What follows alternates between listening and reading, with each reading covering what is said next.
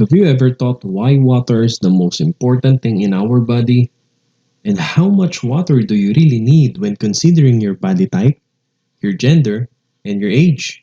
And how much water do you lose if you are exercising in a hot and humid environment like the Philippines? Welcome to another video in physical education. Only mainly focusing on bodyweight training, which can be done without equipment.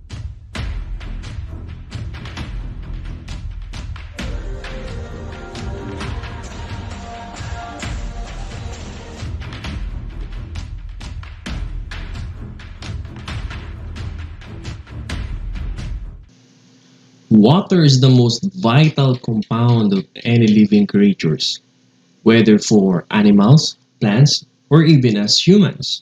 In fact, your body is composed up to 70% of water, and your brain is composed up to 80% of water and 20% of fat.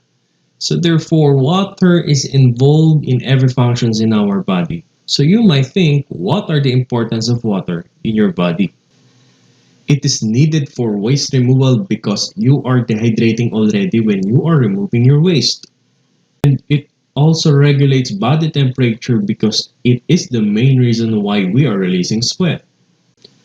And last but not the least, it cushions the spinal cord and the joints. Now here's what will happen if you have lack intake of water.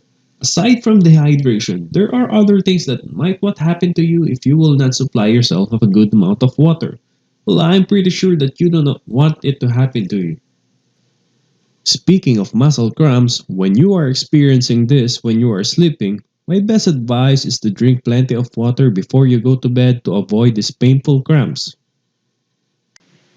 Even though an average person loses 2.2 liters of water daily, he or she only needs 2 liters of water. So maybe you are asking, what is the purpose of the remaining 200 ml in their body? Its purpose is for the catabolism of macronutrients such as carbohydrates, proteins, and fats, and so many chemical reactions that they can place in your body. Now, how much water do you really need daily? Well, in every 16 pounds of your body, you would need 1 glass of water which contain 250 ml. For example, if you are weighing 145 pounds, you would need 9 glass of water. To calculate that, 145 divided by 16 equals 9. Pretty easy. But I have a not so good news for coffee lovers like me.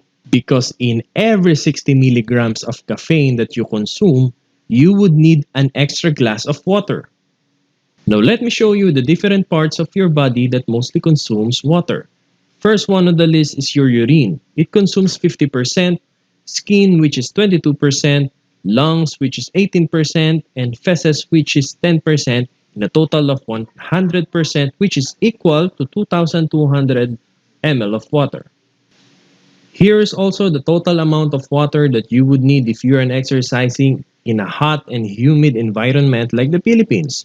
You would need 6,000 ml of water, and 10% of that would come from your urine. 75% of that would come from your skin, 13% from the lungs and feces, which is 2%. And that is the total of 100%, which is equal to 6,000 ml. As regards exercising, what is the best solution if you are a hard gainer? What is the best thing to do if you want to lose weight? And how are you going to maintain your body type? Well, that will be another discussion in physical education.